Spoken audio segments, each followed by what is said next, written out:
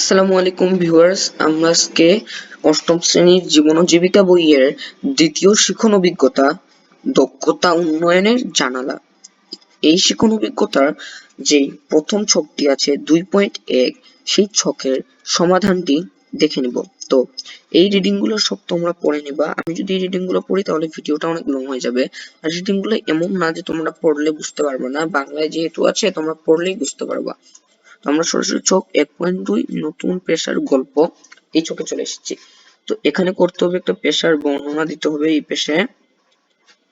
পেশে দিতে হবে তার এই পেশায় আসার পেছনের গল্প, মানে কি উদ্দেশ্যে সে এই পেশায় এসেছে, তারপরে কিভাবে এই পেশায় কাজের ক্ষেত্র তৈরি করেছে, মানে কিভাবে সে কাজের ক্ষেত্র তৈরি করেছে সেটাই পেশা লিখবো।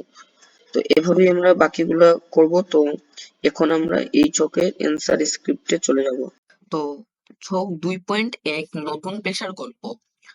পেশার বর্ণনা আমরা এই পেশা লিখেছি যে গার্মেন্টস এ কাপড় প্যাকেটকরণ করে বাজারজাত করা। তার এই পেশায় আসার পেছনের গল্প। পূর্বে ফেরি করে সংসারের জন্য সব চাহিদা পূরণ করা সম্ভব হচ্ছিল না। চাহিদার তুলনায় খরচ বেশি ছিল, তাই বাড়তি আয়ের আশায় পেশা পরিবর্তন করা হয়েছে। কিভাবে এই পেশায় কাজের ক্ষেত্র তৈরি হয়েছে? তো বিভিন্ন গার্মেন্টস নিয়োগ বিজ্ঞপ্তি দেখে যোগাযোগ করে পরিশেষে একটি সুপরিচিত গার্মেন্টস এ চাকরিপ্রাপ্ত। এই পেশায় কি কি দক্ষতা কাজে লাগে? ধৈর্য শক্তি হচ্ছে এই পেশার নিয়ামক। যত ধৈর্য সহকারে কাজ করা যায় ততই সাফল্য অর্জিত হয়। তাছাড়া সেলাই পাড়া, কাটিং, হাতের দক্ষতাও বেশ কর্ম মনোভাব ও পেশায় অনেক গুরুত্বপূর্ণ। এই পেশায় কি কি মূল্যবোধ তিনি মেনে চলেন? ন্যায়নিষ্ঠা, সততা, সময়ানুবর্তিতা, এই নৈতিক কাজগুলো সবসময় মেনে চলি। এই পেশায় কাজের পরিসর কতটুকু?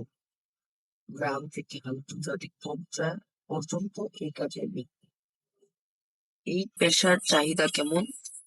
বাণিজ্যিকভাবে এই পেশার চাহিদা ব্যাপক। এই পেশায় প্রচুর সম্ভাবনা রয়েছে। এই পেশা নিয়ে তার স্বপ্ন বা পরিকল্পনা। এই পেশায় আমাকে নতুন ভাবে বাঁচার স্বপ্ন দেখিয়েছে। আমার এখন একটাই ইচ্ছা, নিজেকে আরো দক্ষ করে গড়ে তোলা এবং একদিন নিজেই গার্মেন্টস কারখানা স্থাপন করা। তো এখান থেকেই 2.1 ছকের সমাপ্ত। তো এখন পর্যন্ত তোমরা যারা আমার এই চ্যানেলটি সাবস্ক্রাইব করনি, দয়া করে সাবস্ক্রাইব করে দিবা যাতে আমি আপলোড করা নতুন ভিডিওগুলো তোমরা প্রথমেই পেয়ে যাও। আর যদি মনে হয় ভিডিওটা হেল্পফুল তাহলে একটা লাইক করে দিও।